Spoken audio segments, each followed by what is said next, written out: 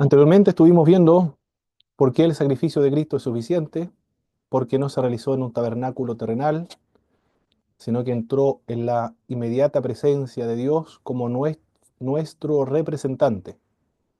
También porque su sacrificio es infinito, porque Cristo el hombre muere y luego viene el juicio, en cambio nuestro Señor murió, resucitó y volverá. Las características de los sacrificios levíticos no pueden hacer perfectos a los que se acercan a Él, no quita la conciencia de pecado, no quita el pecado tampoco. El resultado de la obediencia de Cristo es que los creyentes son santificados. También estuvimos viendo un contraste entre los sacrificios levíticos y el sacrificio de Jesucristo. El de Cristo una sola vez y para siempre, los sacrificios levíticos innumerables de veces. Jesús ofreció su propio cuerpo, mientras que los sacrificios de Levítico eran cuerpo de voluntariamente, en cambio los de Levíticos,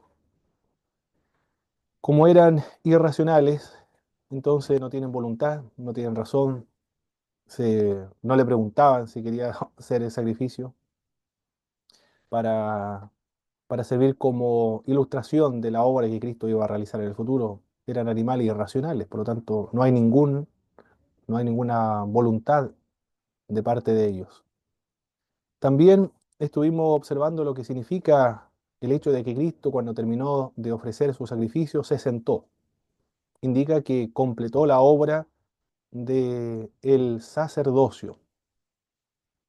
Ahora vamos a ver en esta segunda parte de la clase por qué el creyente tiene acceso directo a Dios, también qué definiciones da el escritor de Hebreo acerca del pecado de la apostasía y en qué consisten las exhortaciones, que significa animar, exhortar y animar, del escritor de Hebreos a los destinatarios. Eso es lo que vamos a ver inmediatamente en esta segunda parte de la clase de hoy. Vamos a terminar las 7, ahora tenemos la clase 8.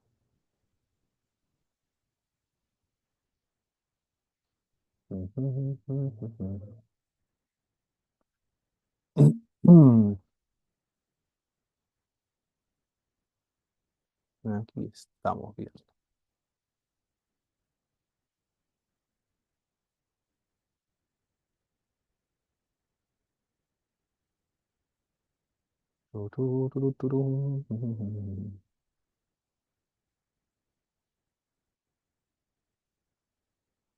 Acá.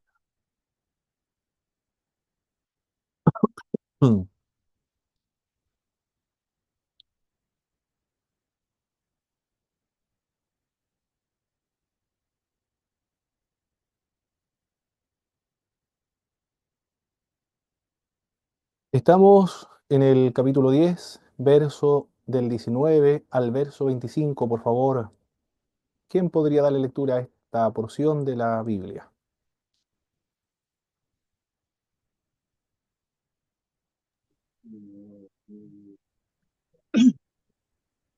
Capítulo Amén, sí. 10, Adelante, hermana. Adelante. capítulo 10, verso 19, ¿hasta qué? Hasta, Hasta el 25, por favor, hermana Rosa. ya. Dice así, así que hermano, teniendo libertad para entrar en el lugar santísimo por la sangre de Jesucristo, por el camino nuevo y vivo que Él nos abrió a través del velo, esto es de su carne, y teniendo un gran sumo sacerdote sobre la casa de Dios, acerquémonos con corazón sincero, en plena certidumbre de fe, purificados los corazones de mala conciencia y lavados los cuerpos con agua pura. Mantengamos firme, sin fluctuar, la profesión de nuestra esperanza, porque fiel es el que prometió, y considerémonos unos a otros para estimularnos al amor y a las buenas obras, no dejando de congregarnos como algunos tienen por costumbre, sino exhortándonos, y tanto más cuando veis que aquel día se acerca. Amén. Bien, muchas gracias, hermana Rosa. El camino nuevo y vivo en Jesucristo. Hay un acceso a Dios por medio de Jesús de Nazaret. La razón por la cual nosotros podemos acercarnos a Dios, en el verso 19 dice que es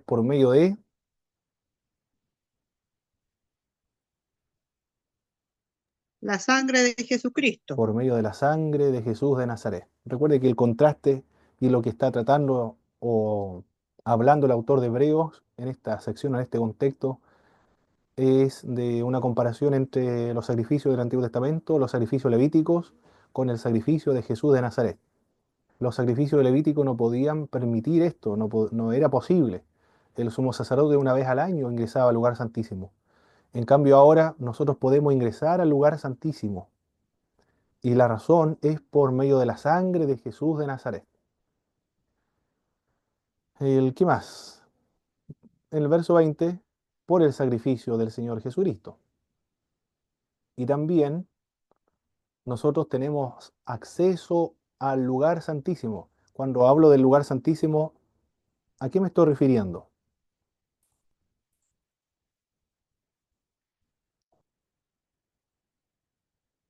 ¿Se refiere al trono de Dios, al lugar celestial?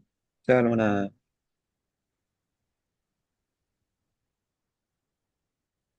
o sea, la No, presencia misma de Dios.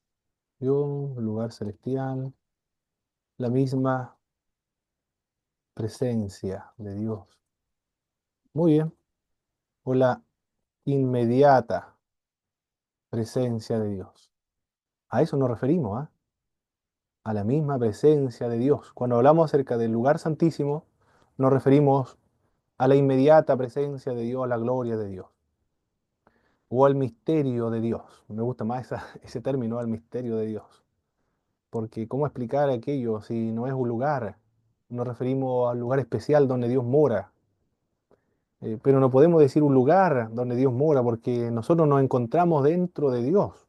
Por eso me gusta más la explicación que da Ratzinger al misterio de Dios, por medio del sacrificio de Jesús de Nazaret. Nos podemos acercar a ese lugar. Por el sacerdocio de Cristo, dice el verso 21. Por la sangre de Cristo, por el sacrificio de Cristo, por el sacerdocio de Cristo. Recuerde que lo que se encuentra detrás de esta obra es un problema pastoral. Consiste en el peligro de cometer el pecado de la apostasía de parte de los destinatarios de esta carta. La apostasía es dejar de creer. Por eso que el autor se esfuerza en motivar y estimular a los lectores que no vuelvan a los sacrificios antiguos que se practicaban en el templo de Jerusalén, sino que continúen perseverando, confiando en la fe en Jesús de Nazaret para no caer de la gracia. Por lo tanto, luego se plantean algunas exhortaciones. Exhortaciones a animar, estimular, acercarse con corazón sincero, en plena certidumbre de fe, purificados los corazones de la mala conciencia y lavados los cuerpos con agua pura. Esa es la exhortación que se le plantea a, a los destinatarios de la obra. Aquí ya nosotros encontramos una definición de lo que es la fe. La fe es confianza. Eso es, confianza. Eso es la fe. Una manera muy simple de definir lo que es la fe. Basado en Hebreos capítulo 11, verso 1. Es pues la fe y la certeza de lo que se espera, la convicción de lo que no se ve. Es una confianza de lo que va a llegar. Es una confianza de que existe eso de lo que no se ve. Eso es la fe. No es algo abstracto, algo insustancial, algo inmaterial que es depositada dentro del ser humano. La fe estamos hablando de la fe salvífica. La fe es una disposición de la mente y de la voluntad de confiar en un objeto. La fe está depositada en el objeto de la fe, el objeto de la fe. Ese objeto de la fe es Jesús. Esta fe de la cual estamos hablando no tiene mérito. no es una obra, no es un mérito, no es una obra. No se puede considerar así. Si, si yo confío, esa confianza en el objeto de la fe, no lo puedo considerar como una obra. Del mismo modo como, por ejemplo, cuando yo me subo al colectivo, yo confío de que el colectivero tiene las competencias para conducir ese vehículo y me va a llevar a mi destino. Por eso me subo al vehículo, de lo contrario no me subiría. O a una empresa de avión, por ejemplo. Yo me subo al avión confiando de que el piloto no va a cometer alguna imprudencia porque fue contratado por una empresa de prestigio y no ha tenido ningún accidente, no ha tenido ningún peligro o algún tipo de reclamo. Por lo tanto, yo confío. ¿Quién es el que ha generado la confianza en mí para yo subirme al colectivo y a subirme al avión para que me lleve a mi destino? La empresa ha generado esa confianza en mí.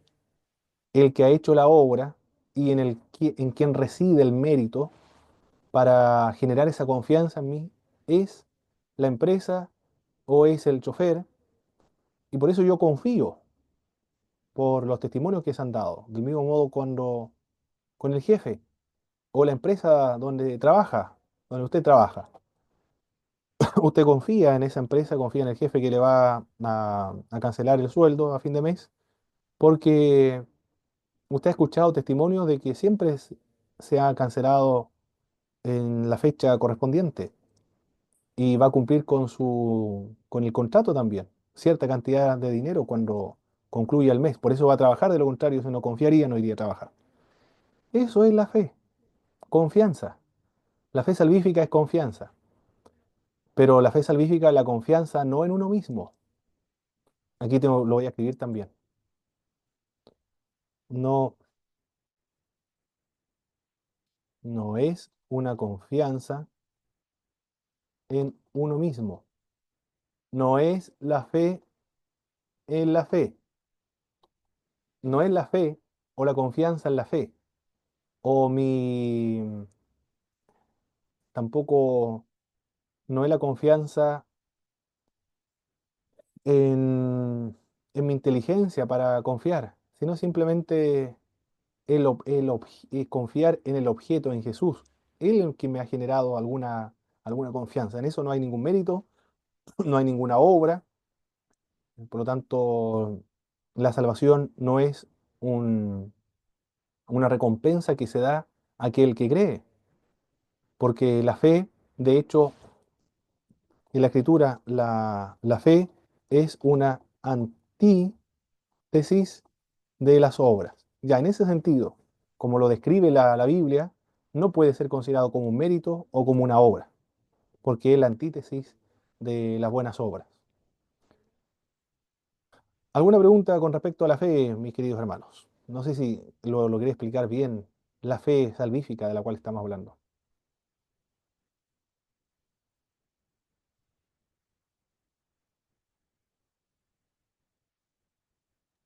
Por mi parte está claro, profesor. Perfecto. ¿Por qué lo menciono? Principalmente, hermana Rosa. Sí, yo también lo entiendo. Perfecto, excelente. Sí, ¿Por qué menciono esto? Porque se acusa a los pentecostales de que nosotros predicamos la salvación por medio de las obras y que nosotros colaboramos en la salvación, es decir, colaboramos con las obras, colaboramos con la fe y nosotros determinamos nuestra salvación, nosotros decidimos nuestra salvación porque creemos y porque yo creo, entonces Dios, su soberanía se disminuye porque Él se humilla o se rebaja a darnos la salvación por el hecho de que yo creo. ¿Qué, qué le, cómo encuentra usted esa lógica, mis hermanos, mi hermano Boris, mi pastor Nicanor, mi hermana Rosa?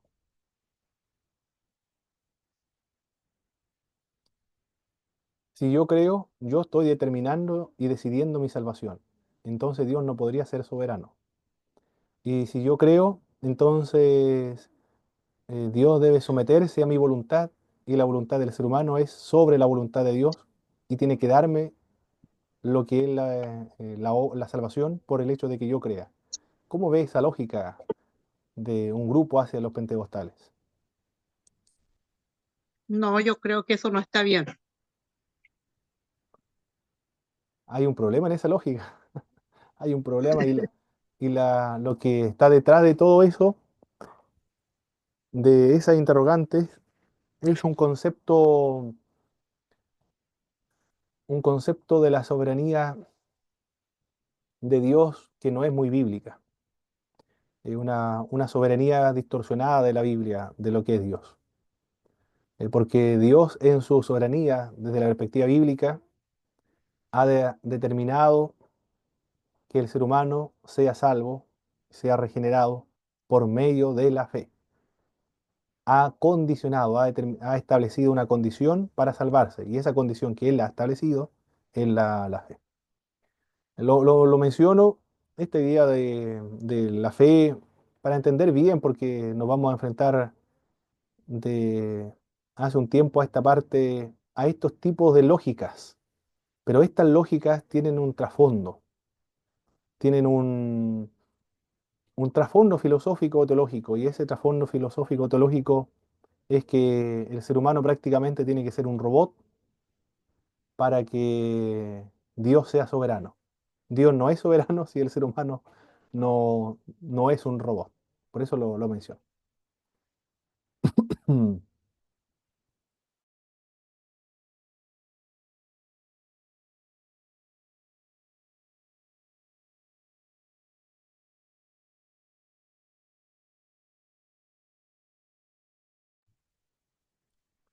Perfecto. La fe entonces es una confianza. Cuando dice el autor, acérquense con corazón sincero, en plena certidumbre de fe, podríamos decir, con confianza al trono de la gracia de Dios. Manténganse firmes. ¿Mantenerse firme en qué? En las buenas obras, mantenerse firme en la confianza en Jesús de Nazaret. ¿En qué confianza?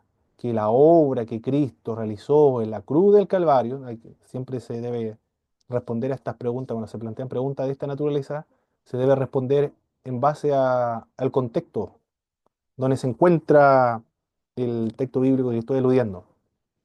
Mantenerse firme en la convicción y la confianza de que Jesucristo, al obrar a favor de nosotros, nos da acceso al trono de Dios, a la presencia inmediata de Dios, sin necesidad de un sacrificio terrenal o de animales. Y también que su sangre nos ha santificado y nos ha perfeccionado, es decir, nos ha aprobado, nos ha justificado, santificado. Esas son las ideas que están implícitas ahí. Nos ha hecho perfectos los santificados una vez y para siempre, que nos ha justificado y nos ha santificado. Y podemos entrar a la presencia de Dios y limpia la conciencia de mi pecado. En esa convicción, en esa confianza debo permanecer firme. Tengo que hacer algo entonces, que es mantenerme firme en esa confianza. Pero no solamente eso, sino que también me pide en el verso 24 ayudarse los unos a los otros para incitarnos en amor y en las buenas obras. Porque la salvación tiene como finalidad glorificar a Dios por medio de nuestras buenas obras. Y lo fundamental de la práctica de los creyentes es el amor, lo esencial, la definición de un creyente es efectivamente o precisamente el amor. El éxito y la calidad de un creyente se determina y se mide por la cantidad de amor que tenga hacia los otros creyentes, en el verso 24. No dejar de congregarse, en el verso 25, es la otra exhortación del autor del libro de Hebreos. ¿Por qué están dejando de congregarse los, los cristianos que provienen del judaísmo?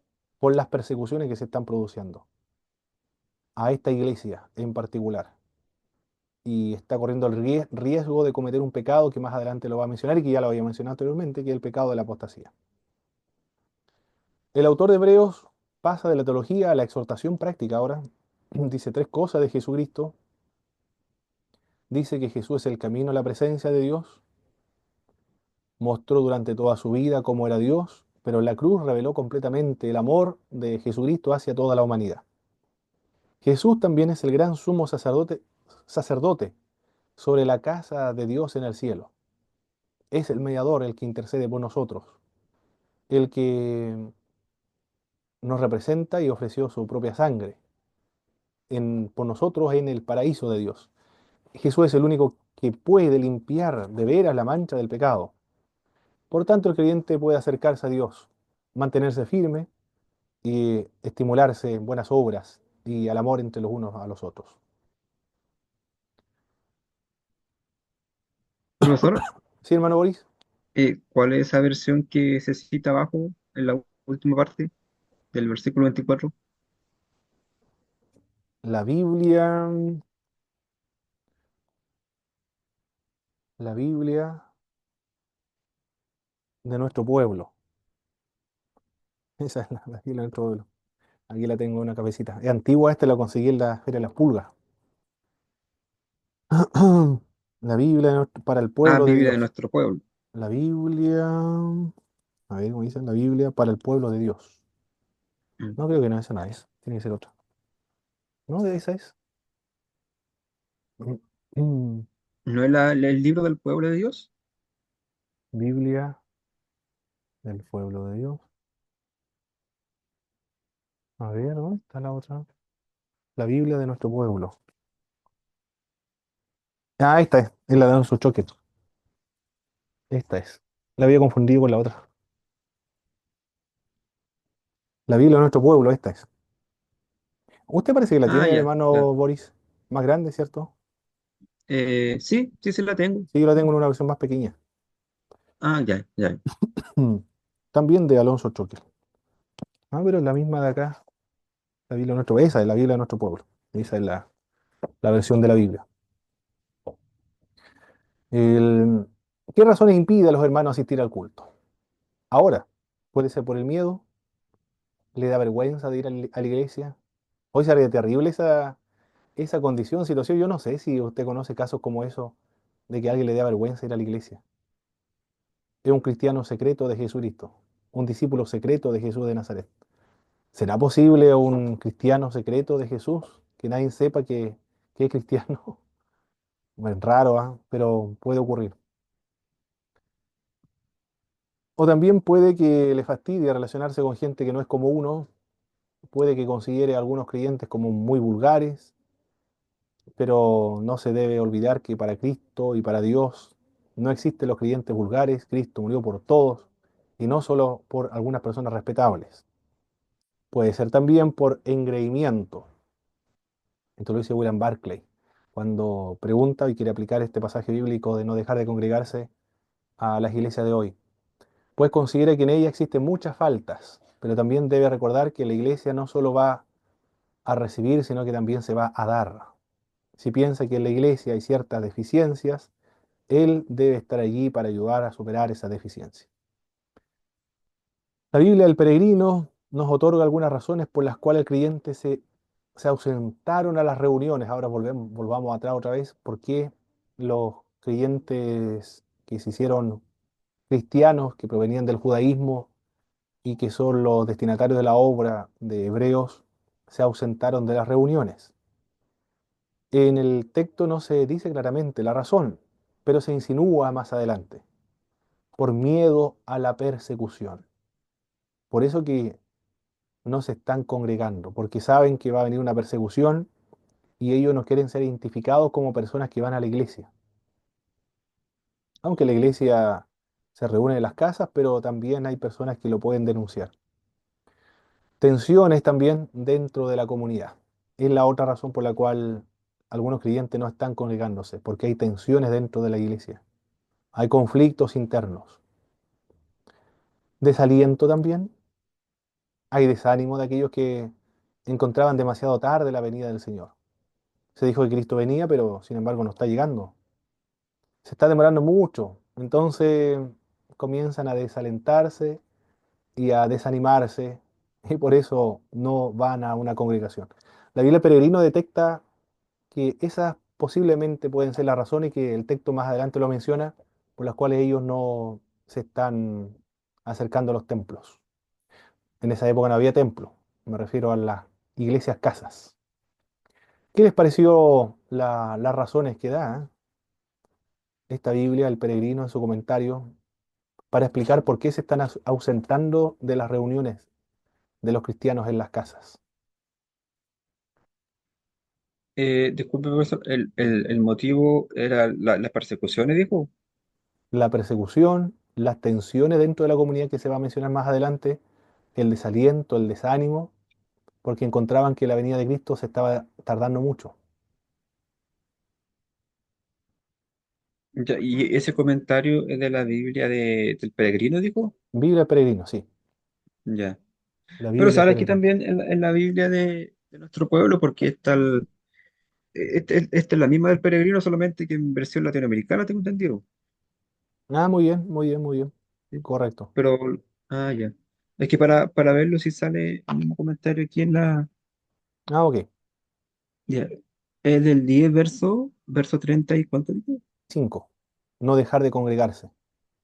Ahí está explicando 30 las posibles razones por las cuales los creyentes de esta comunidad, a la cual fue escrita la obra de Hebreos, están dejando de congregarse.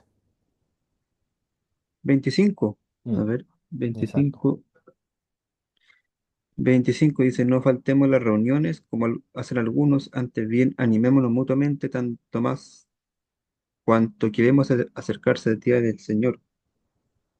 Ah, pero aquí no tiene, sale un comentario general del versículo 19 al 39 solamente, no sale Exacto. por versículo.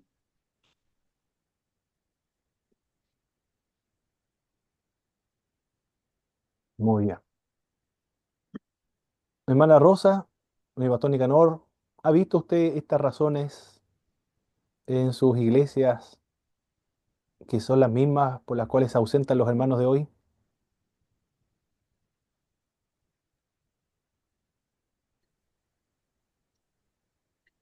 Sí, hermano Pablo, se ve, pero Mm. igual se ve por distintas, puede ser por distintas causas.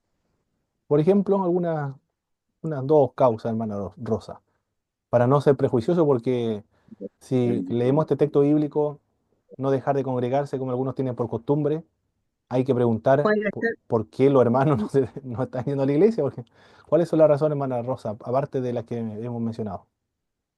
a ver, puede ser una porque por las bendiciones materiales de repente, el corazón se inclina más hacia allá Muy y bien, como que empiezan a perder el amor a ir a la iglesia, se afanan más en las cosas materiales, puede ser una razón muy bien, que se ve mucho, sí. puede ser. Por Mm. ejemplo, cuando hacen hora extra o cuando, sí, correcto.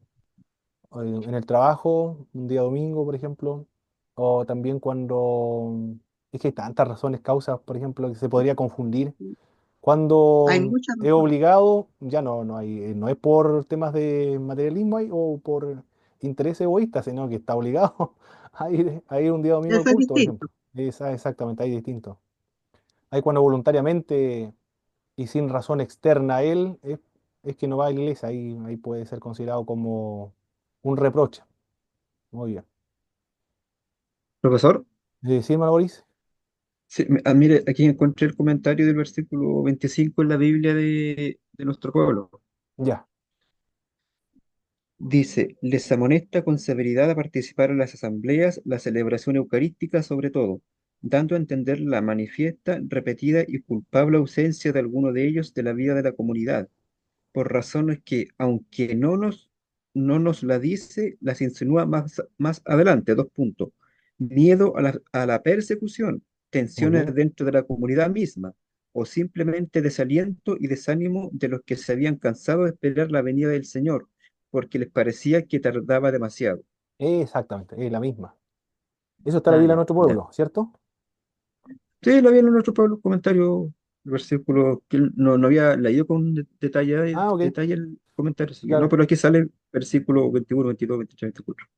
Ah, perfecto. Muy bien, perfecto, hermano Boris. Mi pastor Nicanor, ¿alguna otra razón por la cual los hermanos se ausentan hoy día de las iglesias? Por no definir sus prioridades. Eso, correcto. Eso es una, ¿no? No definen sus prioridades, exactamente. Y también para no ser prejuicioso y ser precipitado en condenar a algunos hermanos que se ausentan de los cultos, también hay que mencionar algunos casos que escapan a nuestra responsabilidad y a nuestro control. Por ejemplo, hermanos nuestros que son gerentes de empresa. Ellos trabajan de lunes a domingo y no pueden ir a la iglesia porque tienen que resolver muchos problemas de lunes a domingo. Entonces son casos excepcionales como eso. Bueno, esto no ocurría antes, ¿eh? Pero ahora ya Sí, yo he visto, hay gerentes de empresa ahora, del líder o del líder también. Entonces tiene que estar ahí. También cuando tienen sí, turno yo de creo igual trabajo. exacto, sí, eso mismo decía yo, los turnos igual han hecho que se ausente la mayoría de los hermanos que trabajan en empresas, porque Claro, porque los ahí tienen que ir turnos rotando. prácticamente son una en semana, Sí, exacto. Ahí van rotando. sí, En la tarde, por ejemplo, horario de culto, una semana completa, a veces 2 semanas y después lo cambian. Cuando tienen turnos rotativos, evidentemente que se van a ausentar por esa razón, pero escapan a su control. ¿Cuál es la otra razón? sí, Por enfermedad también, pues. Porque puede ser que esté enfermo, tenga dolores intensos, no pueda estar mucho rato sentado, no puede pararse tampoco sin poco esfuerzo. Por el tema de enfermedad, entonces otra razón por la cual se ausenta. Puede ser también que estén muy ancianos las hermanas, muy debilitadas, y están solas también. En la hora de la noche, cuando termina el culto, le da miedo llegar a su casa porque corre peligro de que la asalten y ya la han asaltado anteriormente. Entonces, como ya la han asaltado, le han robado su cartera, le han golpeado, le han dejado todo moreteada. Y ahora entonces, sola a la noche, devolviéndose a su casa, uno comprenderá que él tiene miedo a las hermanas, porque los hijos están en otras partes, por ejemplo. ¿Qué otra razón puede ser? Bueno, esas son algunas que yo conozco, por la cual los hermanos no van a la iglesia. ¿Se puede resolver eso, hermanos de la iglesia, yendo a las casas de los hermanos para no dejarlos abandonados? Son hermanos. La iglesia no lo constituye el templo. Nosotros somos la iglesia y nosotros hacemos iglesias cuando visitamos a nuestros hermanos. Vamos a leerle la palabra, oramos, cantamos y luego seguimos haciendo más actividades dentro de la iglesia, pero no hay que dejar ¿no? abandonados los ancianos de la iglesia.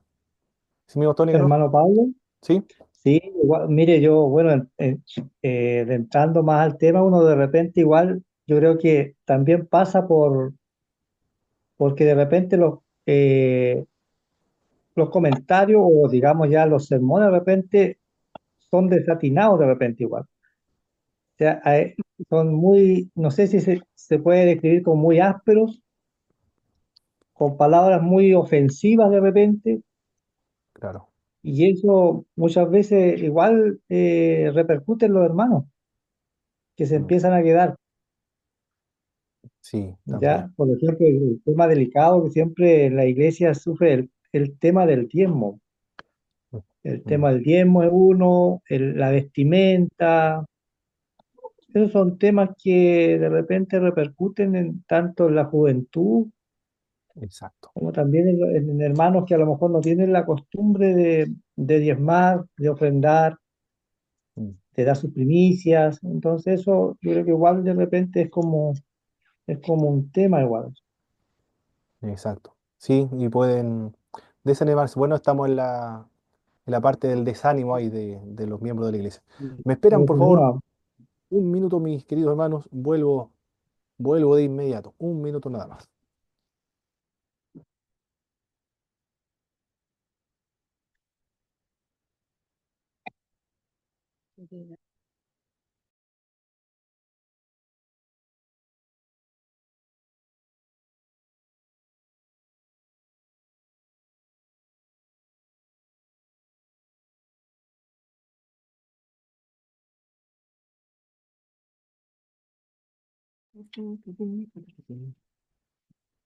Ya, estábamos de vuelta. Bien, capítulo 10, verso 22. Este verso tenemos que trabajarlo también. Verso. Ok, ahora sí volvemos a seguir.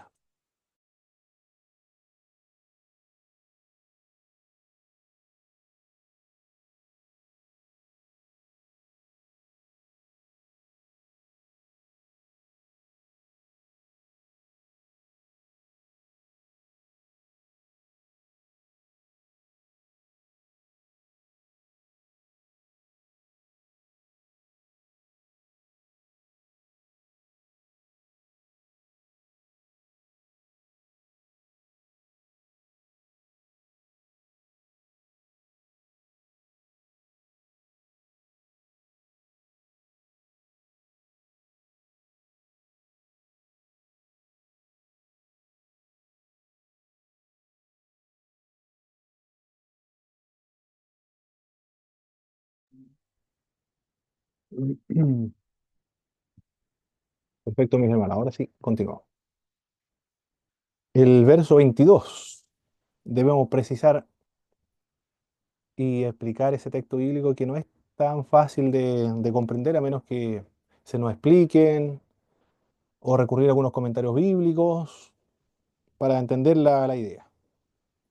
Día 22 dice, acerquémonos con corazón sincero, en plena certidumbre de fe, purificados los corazones de mala conciencia, hasta ahí vamos bien, se entiende lo que quiere decir el pasaje, y lavados los cuerpos con agua pura. Esa parte o esa sección ya un poco más compleja de entender. ¿A qué se refiere lavado los cuerpos con agua pura o con agua limpia? Hermana Rosa. Y hermano Pablo, eh, a mi parecer, porque tampoco lo entiendo mucho, Sí, ¿será la sangre del Señor? ¿O muy bien, la estoy mal? sangre del Señor, muy bien. Bueno, la sangre del Señor, está en la primera parte cuando dice purificado los corazones. La sangre de Cristo es la que nos lava nuestra conciencia. Bueno, Marco, mi conciencia acá en la mente, bueno, debe estar ahí en alguna parte. Bueno, en alguna parte de nuestro ser está la conciencia, en la mente debería ser. Lo inmaterial del ser humano que tiene que ver con lo espiritual. Y acá es lavado los cuerpos, es decir, lo externo ahora, no la conciencia es lo interno y los cuerpos es algo externo entonces. ¿Amigo Tony Canor? Pero lo dice literal, son Muy lavados bien. los cuerpos, porque puede En, ser el cuerpo de Cristo.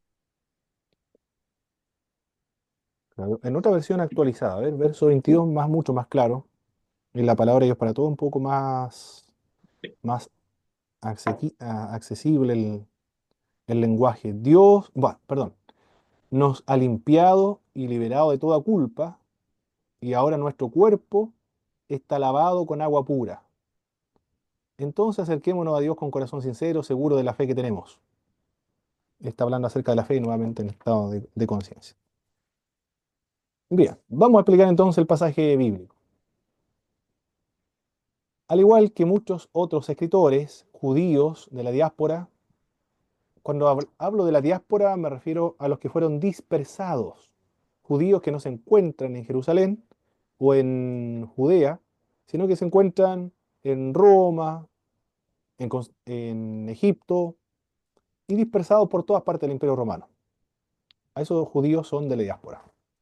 Al igual que muchos otros escritores judíos de la diáspora, puede ser que el autor de Hebreos aceptara la necesidad de limpieza interna, así como de la limpieza externa. Pero la limpieza del cuerpo aquí es iniciadora, en griego tiempo perfecto, y por lo mismo se refiere al bautismo, porque los gentiles que se convertían al judaísmo eran bautizados para liberarlos de las impurezas de los gentiles. En ese sentido, entonces, si el autor está utilizando una práctica judía, que es el bautismo en agua, que tenía la finalidad, los mismos judíos le dieron esa finalidad o ese simbolismo de purificarse de las inmundicias o de las impurezas de los gentiles, por eso se bautizaban en la religión judía, y se considera de hecho como un convertido o una persona que ha nacido de nuevo, por el hecho de que se ha bautizado y ha iniciado su camino nuevo en una nueva fe que es la religión judía. Recuerde que ellos Una son guapura. judíos que se convirtieron al Señor Jesucristo.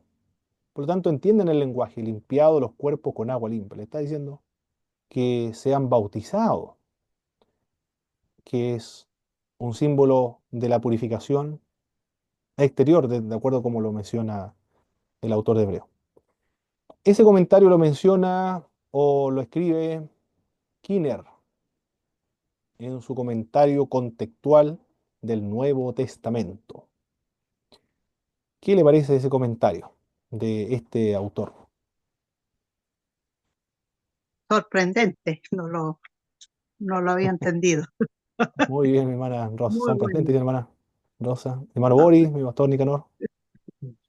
Sí, entonces él se refiere, él dice que lavado los cuerpos con agua pura se refiere a la ceremonia del bautismo. Correcto. Cristiano ahora, cristiano, bautismo cristiano. Ya, ya, ya. Pero, bueno, él, me imagino que hay otras interpretaciones de otros comentaristas, sí. Probablemente, pero no averigüé más, mi hermano Boris, porque quedé satisfecho Ah, ya. con Ya. con la explicación que da Kinner, porque Kinner es un erudito del Nuevo Testamento, se especializa en el Nuevo Testamento, y el libro también, que el comentario de él es un comentario contextual del Nuevo Testamento. Cuando nosotros hacemos exégesis, una parte del contexto histórico y otra parte es el contexto particular del pasaje. Y este comentario nos sirve para eso, para el contexto particular del pasaje. Por eso que él está aludiendo al bautismo judío, que simbolizaba para los judíos que eran limpiados de las impurezas del paganismo y de la gentilidad. Deben haber más comentarios bíblicos, hermano, con respecto a eso, pero no sé qué más dicen los otros. Voy a averiguarlo. ¿Qué otros comentarios dan los especialistas, los comentaristas sobre este pasaje, el verso 22?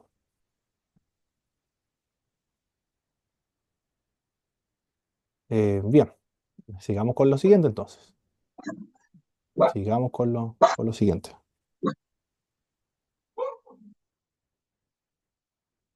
Se pegó mi computador. Vamos a esperar que avance la siguiente presentación.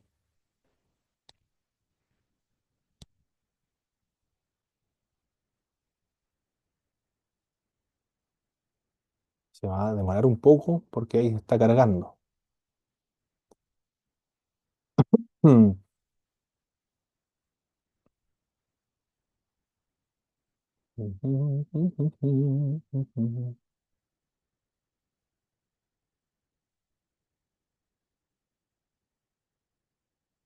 Ya, aquí estamos.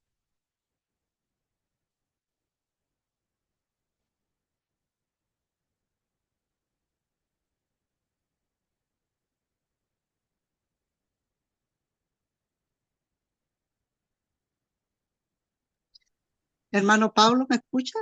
Sí, hermana Rosa, le escucho fuerte y claro. Una consulta, ¿de dónde salió la palabra bautismos? El vocablo bautismo. Muy bien. Buena pregunta, mi hermana. Alcanzamos, alcanzo a responder para seguir lo otro que es importante igual. Bautizo, el vocablo. Esto surgió, viene de los griegos, se utiliza en la Septuaginta, se utiliza en el Nuevo Testamento. Y en el periodo intertestamentario. Los griegos tenían mucho significado, mi hermana, Rosa. Templar, por ejemplo, rociar, sumergir, lavar, ¿qué más era? Mm, barnizar, Son algunas palabras o algunos significados del término bautizo. Se utilizó también la Septuaginta en el periodo intertestamentario, Nuevo Testamento, eh, que tiene una cantidad extraordinaria de significados. No solamente tiene un solo significado, sino muchos significados. De hecho, en el Nuevo Testamento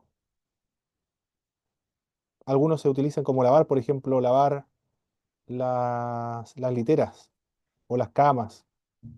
Tiene otro nombre, no me acuerdo cómo se llama, pero lavar las literas o lavar las camas. Cuando no se traduce, está apuntando al rito del bautismo en agua. Y cuando se traduce se refiere a cualquier otra actividad, como lavar, por ejemplo.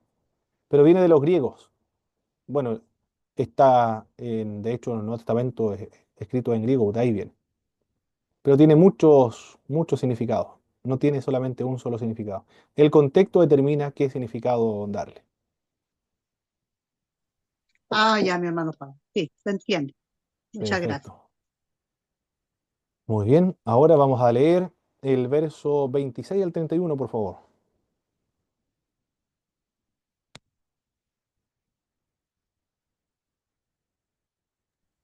Amén. Adelante, mi autor Vamos Nicanor. ya del 26 al 31. Correcto. Dice, porque si pecaremos voluntariamente después de haber recibido el conocimiento de la, sino una horrenda expectación de juicio y el hervor de fuego que ha de devorar a los adversarios. El que viola la ley de Moisés por el testimonio de dos o de tres testigos muere irremisiblemente. ¿Cuándo mayor castigo pensáis que merecerá el que pisoteare al Hijo de Dios y tuviere por inmunda la sangre del pacto en la cual fue santificado e hiciere afrenta al Espíritu de gracia? El 30, pues conocemos al que dijo, mía es la venganza, yo daré el pago, dice el Señor. Y otra vez, el Señor juzgará a su pueblo. Horrenda cosa es caer en manos del Dios vivo. Perfecto. El que comete el pecado de apostasía. ¿Qué ha experimentado anteriormente? Nos dice el verso, nos dice el verso 26 que conoce la verdad. Conoce la verdad. Están viendo lo que estoy escribiendo en la pizarra, ¿verdad, mis hermanos? ¿O se ennegreció como lo que yo estoy viendo ahora?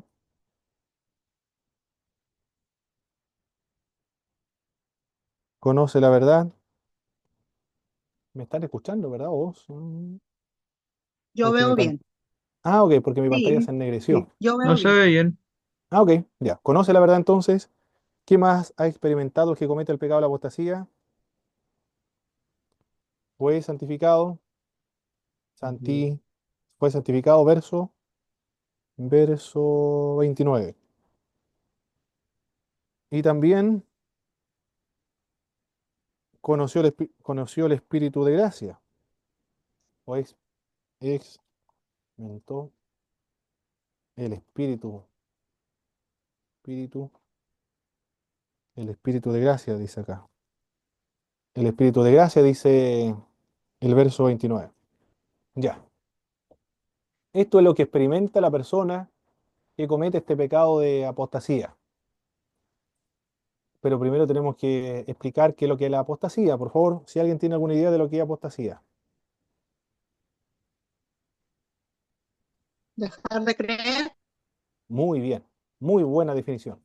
¿Alguien más? Negar la fe igual. Muy bien. Apostasía, dejar de creer, negar la fe. Muy bien, mi botón Nicanor. eh, abandonar sus ideales, Abandonar, tendría que ser abandonar la fe, ¿eh? Porque, abandonar la fe. sí, porque lo ideal es medio abstracto, porque Sí, sí, lo que tiene que ver en la apostasía es la fe. Uno es salvo por medio de la fe. Uno sigue siendo salvo por medio de la fe. Uno no decae de la gracia mientras tenga fe. Pero cuando se pierde la fe, se comete este pecado de la apostasía de la cual estamos hablando acá. Y los destinatarios de la epístola a los hebreos precisamente tienen ese problema o ese peligro. No es un peligro hipotético, es un peligro real de negar la fe, o sí, dejar de creer. Aquí en mi pantalla yo no veo absolutamente nada porque se ennegreció totalmente.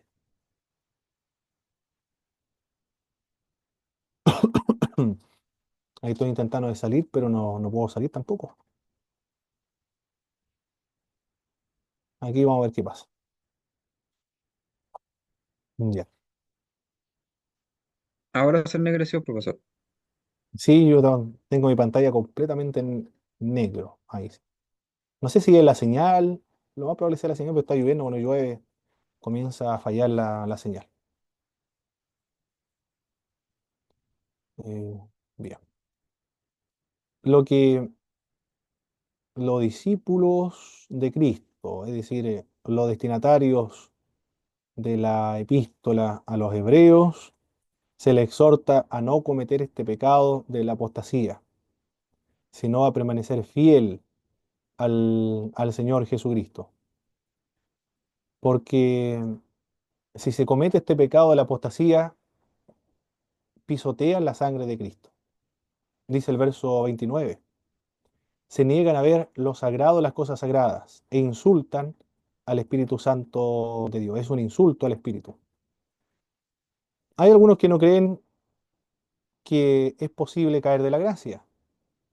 Otros, sin embargo, creen que es posible caer de la gracia. El libro de Hebreos dice un escritor bautista, los bautistas no creen que la salvación o un creyente pueda dejar de ser salvo, ¿ah? Pero un exégeta bautista reconoce que el libro de Hebreos no enseña la doctrina bíblica de la seguridad de la salvación. Lo dice explícitamente porque es muy claro el libro de Hebreos. Capítulo 6, verso del 6 al 8, del 4 al 6, es muy claro con respecto al pecado de la apostasía. Y ahora también esta otra sección es muy claro también. Aquel que peca voluntariamente después de haber recibido la verdad, no queda más sacrificio por los pecados. Ya no hay más pecado por él. Y Hebreo decía, es imposible que aquellas personas que gustaron el don celestial sean renovados para arrepentimiento. Lo que está diciendo es que cuando se comete el pecado de la apostasía, no puede recuperar su estado original de un creyente, porque ha dejado de creer. Cuando comete el pecado de la apostasía, la persona se vuelve insensible a las impresiones espirituales. Nunca más va a volver a ser creyente. Cuando hablamos de apostasía, es una persona que se vuelve atea, o se vuelve agnóstica, o se cambia de religión. Se puede volver un musulmán, un judío, o de cualquier otra religión, o un agnóstico o un ateo. Pero es alguien que ha experimentado todo lo que un creyente auténtico experimenta. Ha nacido de nuevo, fue iluminado, gustó el don celestial, fue santificado, conoció el Espíritu de gracia, conoció la verdad, dice el libro de Hebreos, pero después deja de creer, deja de perseverar, deja de confiar en Jesús de Nazaret. No estamos hablando de un descarriado, de las personas de nuestras iglesias que se ofenden por una predicación muy fuerte, se enojaron con el pastor, con el portero, se enojaron con las hermanas, con las dorcas, se enojaron con los coristas, se enojaron con todo el mundo, pero no se ha enojado con Dios, porque sigue creyendo en Dios, no ha dejado de creer. Y cuando escuchan una predicación en la calle, se conmueven, se resienten, lloran, porque todavía son creyentes, pero un apóstata es una persona insensible, indiferente totalmente, no le interesa después los asuntos sagrados. Eso es un apóstata. Y ese es el peligro que y el riesgo que corren los destinatarios de la epístola a los hebreos, que no cometan ese pecado de la apostasía. ¿Alguna pregunta con respecto al pecado de la apostasía, mis hermanos?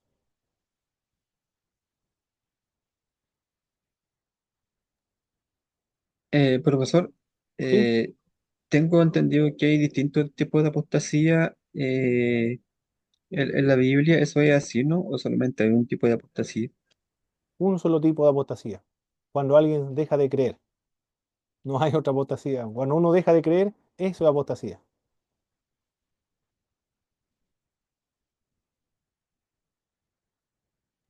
Se puede llamar, por ejemplo, apostasía cuando alguien de la iglesia se va para otra religión, por ejemplo, no sé si se va a Testigo de Jehová, si se va a la raíz hebrea, o se va a católico romano, qué sé yo, cualquier ejemplo se puede tomar como apostasía porque en el fondo simplemente ha cambiado de creencia, pero no ha dejado de creer en Dios ni en su palabra.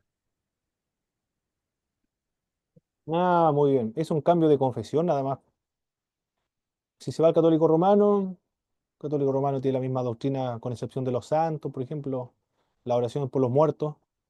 Es un testigo de Jehová, mi hermano Boris, ya no es cambio de confesión. Un testigo de Jehová no cree en la Trinidad, no cree en la divinidad de Cristo. Eso es apostasía. Pero lo otro, cree el catolicismo romano cree en la divinidad de Cristo, por ejemplo. Va a tener problemas, sin embargo, de idolatría. Pero apóstata en dejar de creer en Jesucristo. Los testigos de Jehová no creen en la divinidad de Jesucristo. Eso es auténtica, verdadera apostasía. En el caso de los adventistas, yo creo que igual sería como un cambio de confesión. Sí, sí, sí. Sí. Ni siquiera un cambio de iglesia, nada más de denominación, porque son protestantes. Otra pregunta antes de despedirnos de la pecado de la apostasía.